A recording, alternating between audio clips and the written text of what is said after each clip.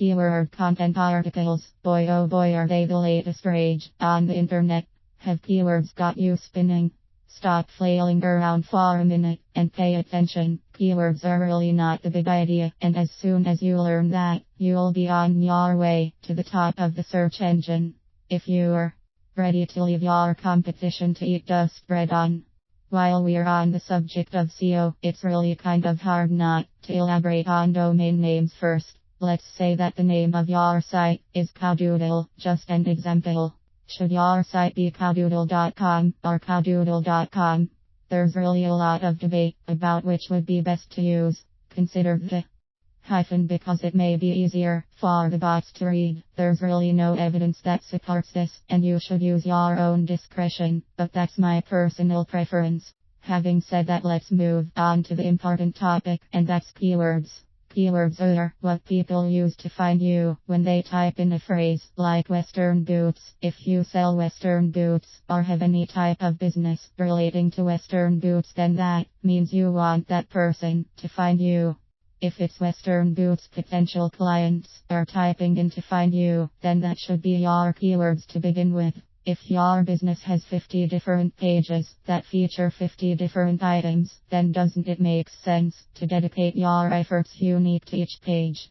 Each page should be keyword rich, keeping your products and search terms in mind. Beware. If your products are made by GE, it's best not to let the term GE overcast your pages and put a damper on your products. The best way to find out what the best keywords would be for your site would be to put yourself in the shoes of your potential clients.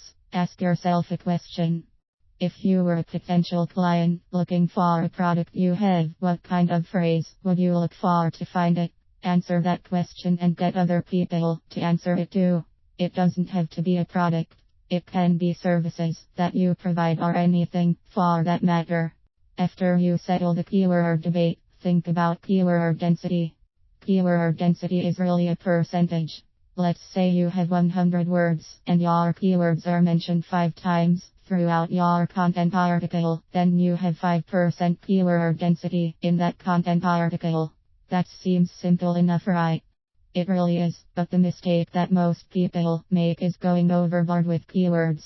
I think you know what I mean. Just take a look below at this example to see what happens when someone goes overboard. The norm would be, Mary had a little lamb, his fleece was white as snow, and everywhere that Mary went, the lamb was sure to go.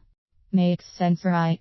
Mary had a little lamb, Mary had a little lamb, his fleece was white as snow, and everywhere that Mary had a little lamb, Mary had a little lamb, was sure to go. That's gone overboard and it's everywhere.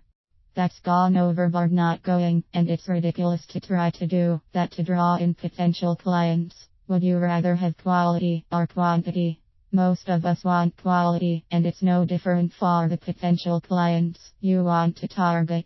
Not only should your content be keyword rich, it should be rich in context, and that's where a little skill comes in.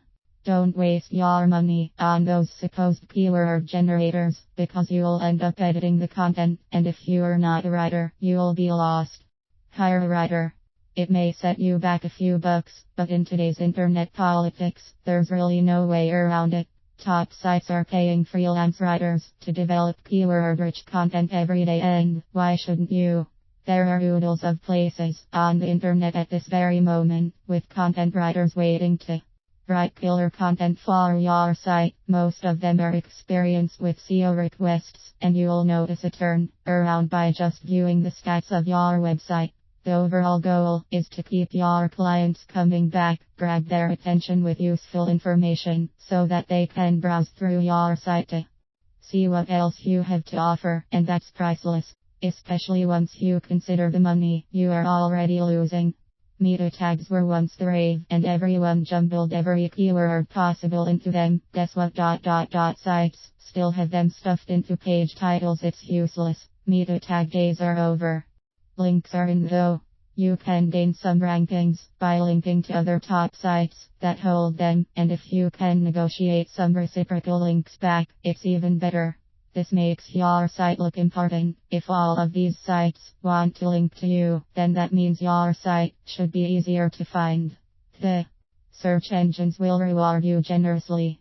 If you want to gain better rankings, these are the ABCs of SEO and they should be followed with respect.